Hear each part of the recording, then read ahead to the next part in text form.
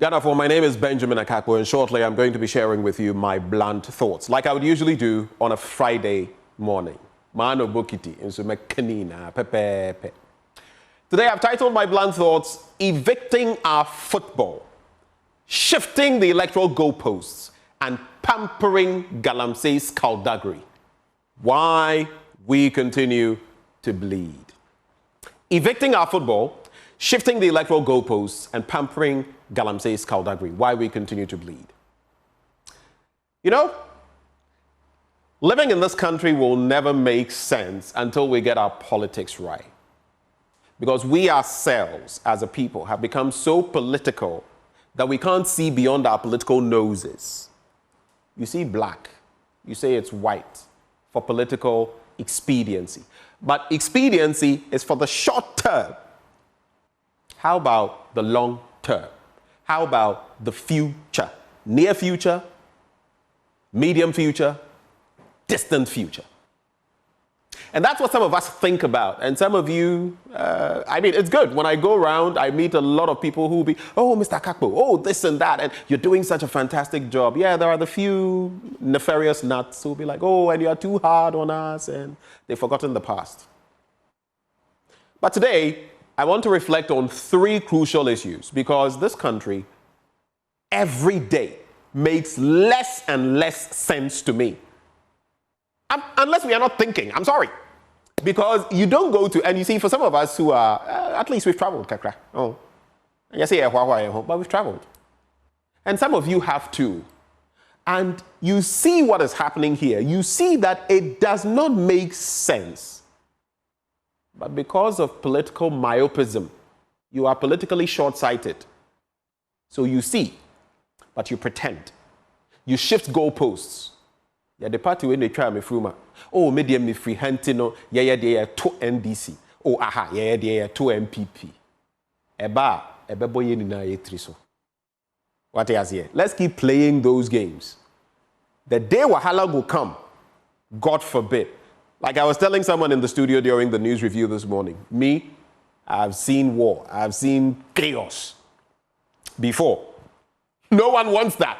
I went through the ordeal. You may even be older than I am, but you've not experienced that. So when I come from a certain standpoint and tell you something, you should believe it. It's like that saying. If the animal from the bottom of, the river or the pond comes to tell you that the crocodile is dead,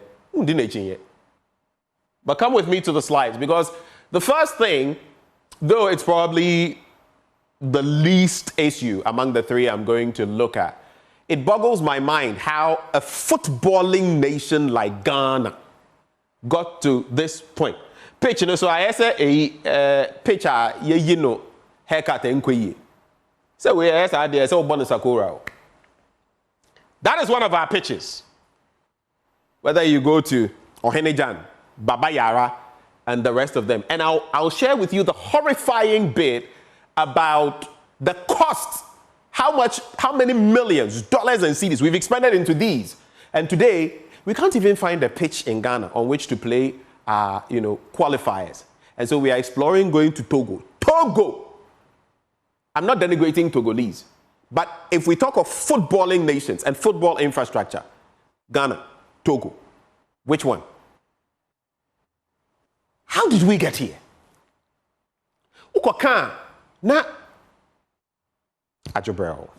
Let's go to the next slide. Now, CAF's reasons for banning our stadia, right? Unsuitable playing fields. I'm saying that first match, which team were we playing? Was it Angola or Uganda or one of those? And there was a portion where, what's his name? Partey got a ball. He had, those are balls that in England, Partey will hit it one time. I saw Chalky. And yes, I'll be planning. Now, small match he go play for Ghana, you won't hurt him. He goes into injury again the whole season. No Arsenal. No logical player would do that. Then we say, oh, they come and they don't know. Then look at your pitches. They are death traps, injury traps, your pitches. Now, if we go back, if we go to that other slide, inadequate grass cover, that is what you saw. Pitch na ese will be a Yamano. Ghana. uneven surfaces, and then poor drainage. In fact, that reminds me, you see those astroturfs we have around? A few of them here, you know, Jowlu and other places. Good call. The communities can't even use them. I hear you have to pay this and that. And so what was the essence of them? I mean, Mr. Coleman, my friend, fantastic guy. He's been in charge of a lot of these. But I'm asking this government, even the astro pitches that we've put in certain areas, people can't access them. People have come to me. Oh, we can't even access the astroturfs. So what's the use? Next slide.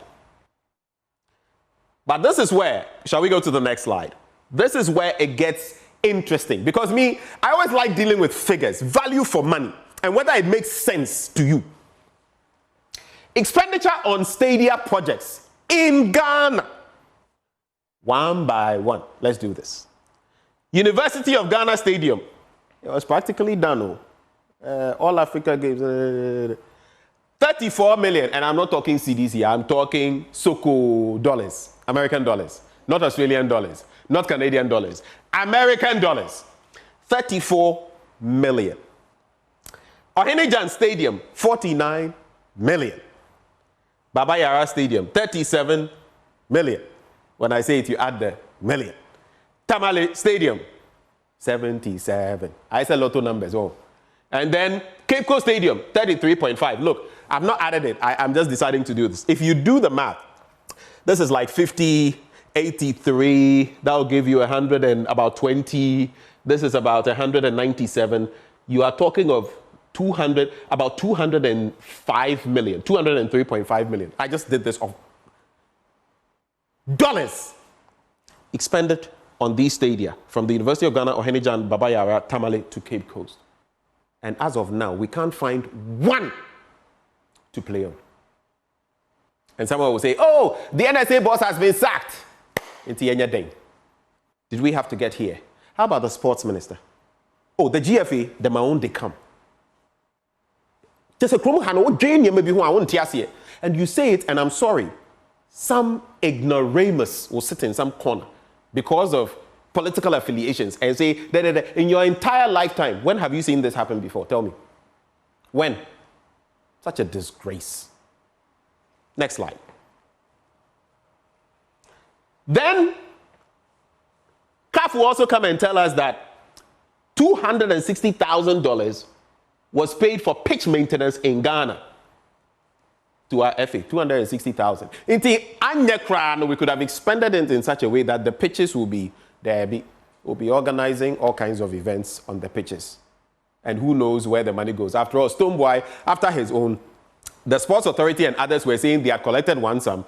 Stoneboy's team said, there be Ghana. When will we ever be truthful? Next slide. Then you look at cost of stadia rehabilitation. Earlier, I was talking about putting them up. Now, rehabilitation, it's not as though we hadn't been attributing cost to that. Yet, where has the money gone? And why are our pitches looking the way they do? Baba Yara Stadium, March 27, 2020, we had expended 21 million Ghana cedis. Accra Sports Stadium, February, Ohenijan, 22 million. Takrade Stadium, July 14, 2023, multiply that almost twice, 41 million. And still, we can't find one stadium in Ghana. Clap for our sports, sector in Ghana. Aiko, you've done so well. And yet people will not even have the dignity to resign.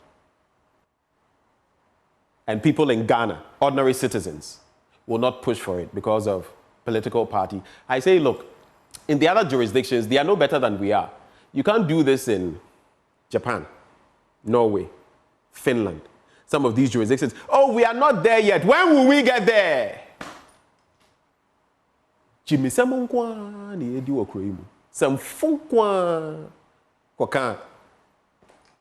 Next slide.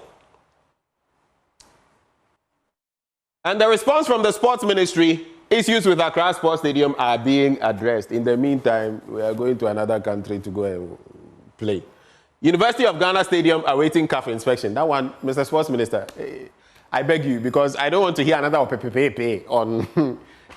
We'll claim because of that we've gone to expend another 20 million. Well, the emphasis are why? Yeah, relax. Next slide. But then, you remember the second part of the conversation I started about our elections. It's so hypocritical, sometimes I begin to get fed up. In 2016, Nana Addo Dankwa Akufo-Addo, the present voters register that we have in Ghana is bloated and anomalous. I want to say a president or Pebrofo. Anomalous. And there is an urgent need to make sure we get a new voters register before the next election. Urgent need. New voters register before the next election. Next slide. An audit was granted and the register was passed. We went ahead. But the EC before 2016 elections, Charlotte says EC. We disagree with any assertion that the register as we have it at the moment is bloated. It is not in any way bloated. If anybody suggests that the register as we have it is bloated, then I am surprised because it is not supported by the statistical figures that we have. It appears always the opposition is in one corner, the EC is in another corner. And it just paints quite a picture. And the ruling administration is always seemingly in bed with the Electoral Commission. It's very supportive. But these accusations that are made by both sides, do they really make sense? Come with me. Next slide. The 2024 voter register, bloated or not, Bright Simmons' query, and it's good to go back into time because in 2016, guess what? The percentage of registered voters vis-a-vis the total population. In 2016, it was 53%. In 2024, it is 54%.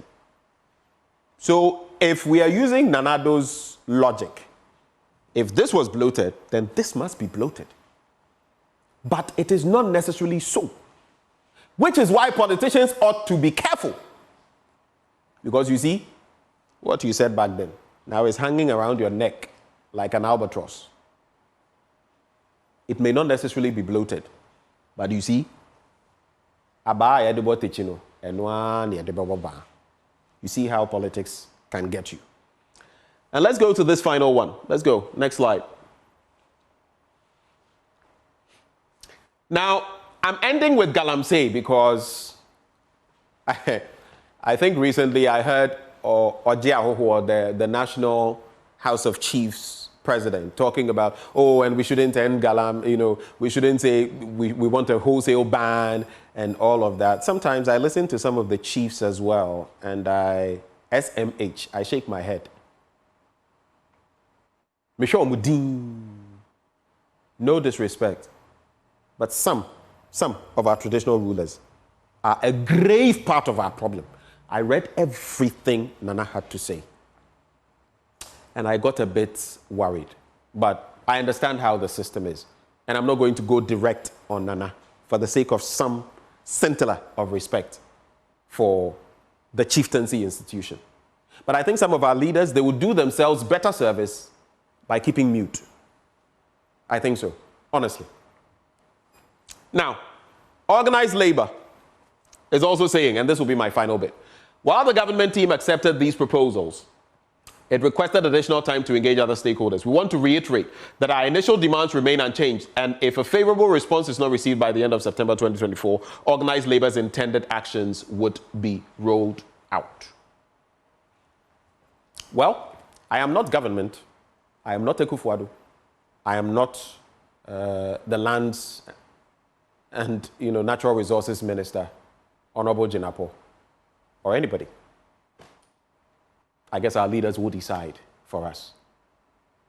But while they are in office, we put them there, and we shall hold their feet to the fire of accountability, whether they like it or not.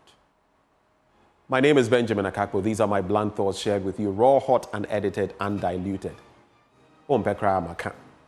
Maka.